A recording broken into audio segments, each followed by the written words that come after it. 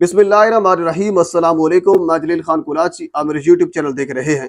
गुज़रने वाले पाकिस्तान के सियासी मंजरनामे में कुछ इंतहाई अहम तरीन चीज़ें हैं जिसके ऊपर डिस्कस करनी है।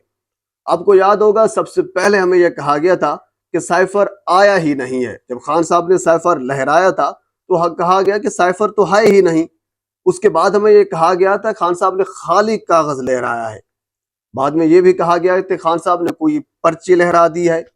और उसके बाद फिर ये कहा गया कि खान साहब ने बिल्कुल साइफर तो था लेकिन उसमें कुछ इस किस्म की कोई जबान इस्तेमाल नहीं की गई।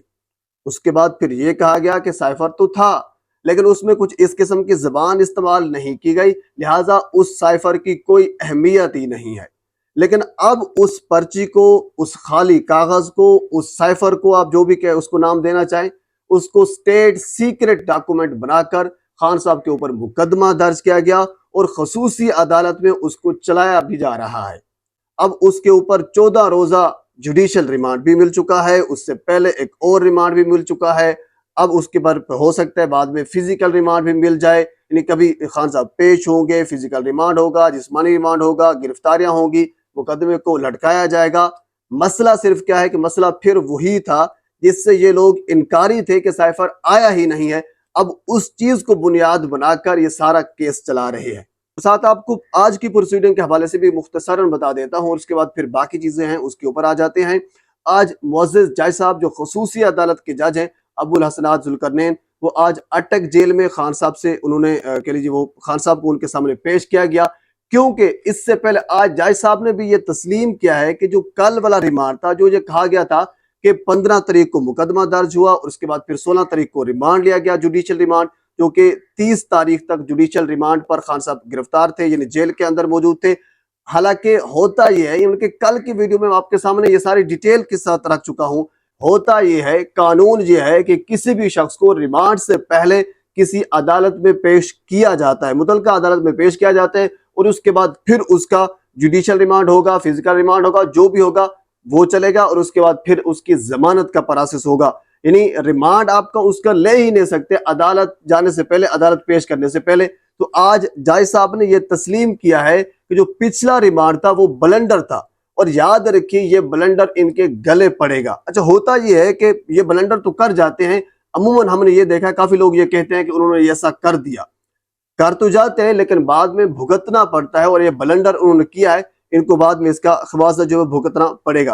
बहरहाल जज साहब ने ज़ाब्ते की जो कार्रवाई थी वो मुकम्मल की और उसके बाद 14 रोज के लिए मजीद जुडिशियल रिमांड के लिए जेल के अंदर रख दिया खान साहब को। अब दरखास्तें जो है वो दायर कर दी गई हैं। वकला ने 3 दरखास्तें दायर की हैं, उनमें से एक दरखास्त जो है वो उनकी जमानत की भी है। अच्छा, इनमें से एक अच्छी चीज ये है कि अगर खान साहब को फिजिकल रिमांड के ऊपर रखा जाता तो फिर जमानत की दरखास्त दायर नहीं हो सकती थी। नहीं, असूल फिर कानून ये होता है कि फिजिकल रिमांड या जिस्मानी रिमांड पर कोई बंदा हो तो जब उसका वो रिमांड मुकम्मल होगा, यानी जिस्मानी रिमांड, उसके बाद फिर आप जमानत के लिए दरखास्त दायर कर सकते हैं। लेकिन कोई बंदा अगर जुडिशियल रिमांड पर होता है तो फिर उसकी जमानत की दरखास्त दायर की जा सकती है, वो जमानत के ऊपर रिहा भी हो सकता है। अच्छा, फिजिकल या फिर जुडिशियल रिमांड क्या होता है मैं आपको मुख्तसरन बता देता हूं। जब पुलिस अदालत को ये कहती है कि हमें ये कोई बंदा, कोई मुल्जिम हमें फिजिकली चाहिए, हमने उनसे कुछ मनवाना है या कुछ हमें सबूत चाहिए, बल्कि मनवाना मेरे ख्याल में गलत चीज होगा, हमें कुछ सबूत चाहिए। मिसाल के तौर पर किसी ने कत्ल किया है तो उसका हथियार चाहिए या कुछ इस किस्म के डॉक्यूमेंट्स जो सबूत के तौर पर लाने हों, तो फिर पुलिस अदालत से इस्तदा करती है कि हमें इस मुल्जिम का फिजिकली या फिर जिस्मानी रिमांड चाहिए, तो फिर अदालत फिजिकली तौर पर वो बंदा पुलिस के हवाले कर देती है। जुडिशियल रिमांड ये होता है कि जब पुलिस फिजिकली वो बंदा ना माने लेकिन उस बंदे के ऊपर इल्जाम हो, यानी वो बंदा अदालत की प्रॉपर्टी होता है, अदालत उसको किसी भी जेल में रख सकती है लेकिन वो बंदा आर्जी तौर पर जेल के अंदर मौजूद होता है, इसको जुडिशियल रिमांड कहते हैं।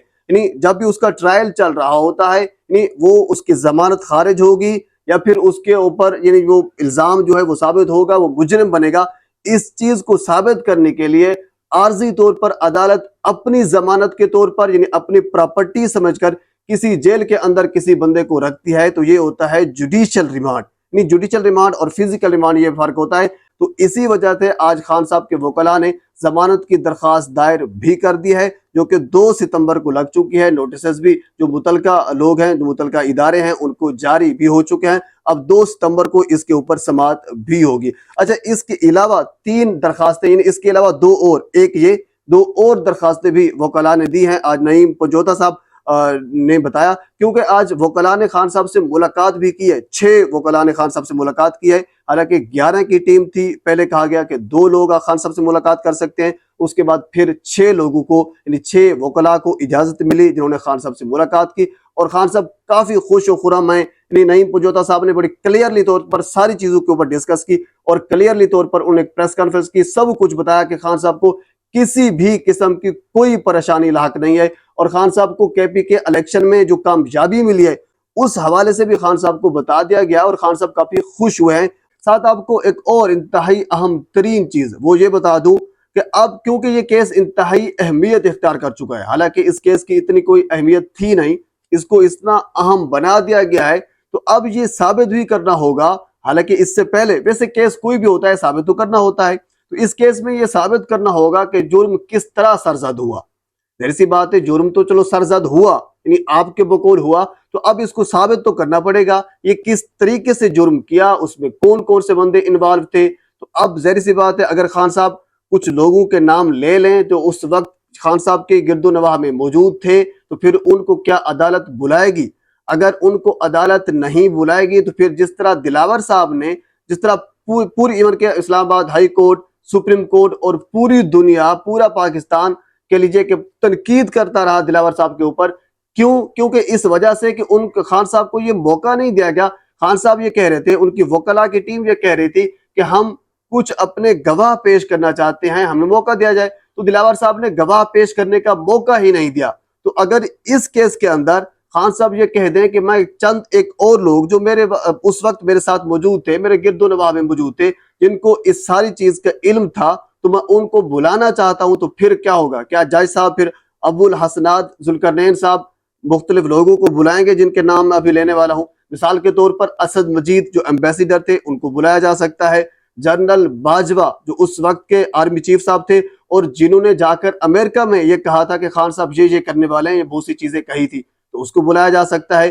اس وقت کے آئی ایس آئی کے جو چیف ہے اس کو بلایا جا سکتا ہے، اس وقت کے فارن سیکٹری کو بلایا جا سکتا ہے۔ تو بڑی، یعنی پھر بھی وہی، اگر یہ کیس کھول دیا ہے تو پھر اس میں خود پھنس جائیں گے۔ جس طرح انہوں نے توشہ خانہ کیس کھولا، تو اس کے بعد خان صاحب نے ایک ماسٹر سٹروک مارا کہ فلاں فلاں گواہ ہیں، ان گواہ کو پیش کیا جائے، اور اس میں یاد ہوگا آپ کو، تو اس وقت خان صاحب نے یہ بھی کہا تھا کہ جو اس وقت کے ملٹری سیکرٹری تھے ان کو بلایا جائے۔ تو پھر جج دلاور صاحب میں اتنی ہمت کہاں سے ہوتی کہ اس وقت کے ملٹری سیکرٹری جو اس وقت میجر جنرل کے عہدے پر فائز ہیں، ان کو بلا کر ان سے پوچھ لیتے؟ ایسی ہمت کہاں آ جاتی؟ تو اسی طرح اس کیس میں بھی خان صاحب نے ایک سٹروک کھیلا ہے۔ تو اب ظاہر ہے جب کیس چلے گا، اب چل رہا ہے، جوڈیشل ریمانڈ کے اوپر خان صاحب آئیں، تو ابھی اس کی تفتیش جاری ہے۔ کسی وقت بھی جرم کو ثابت کرنے کے لیے خان صاحب کسی چیز کا یا کسی شخصیت کا نام بھی لے سکتے ہیں، تو اس کے بعد پھر عدالت کو ان کو بلانا ہوگا۔ اگر نہیں بلائے گی عدالت، تو پھر وہی دلاور صاحب والا مسئلہ ہوگا کہ گواہان پیش ہی نہیں کیے گئے، کہ اس کے بغیر خان صاحب کو سزا یا جزا جو بھی ہے وہ دے دی گئی ہے، تو گواہان کو پیش کرنا انتہائی ضروری ہوتا ہے۔ بہرحال یہ چند ایک انتہائی اہم ترین چیزیں۔ اچھا ہاں، آخر میں محمد بن سلمان، وہ والی خبر میں نے آپ کے ساتھ وہ شیئر کرنی تھی، وہ پاکستان کا دورہ کر رہے ہیں۔ اصل میں انہوں نے G20 اجلاس ہے انڈیا میں، اس میں جانا ہے، وہ تقریباً 6 سے 4 گھنٹے پاکستان میں رہیں گے۔ اصل میں ماضی میں ہوتا یہ تھا کہ جو امریکی صدور تھے، وہ جب انڈیا کا دورہ کرتے تو وہ پاکستان میں 2-4 گھنٹے گزارتے، بیلنس کرنے کے لیے چیزوں کو۔ بش آئے تھے، اوباما آئے تھے، یہ سارے لوگ اس چیز کو بیلنس کرنے کے لیے پاکستان میں گزارتے۔ تو اب پاکستان کی صورتحال سعودی عرب کے ساتھ بھی اس قسم کی ہو گئی ہے، حالانکہ سعودی عرب ہمارا قریبی دوست ہے، متحدہ عرب امارات ہو، چائنا ہو، یہ ان کے ساتھ ہمارے اچھے تعلقات ہیں اور ان کا کافی اثر و رسوخ ہے۔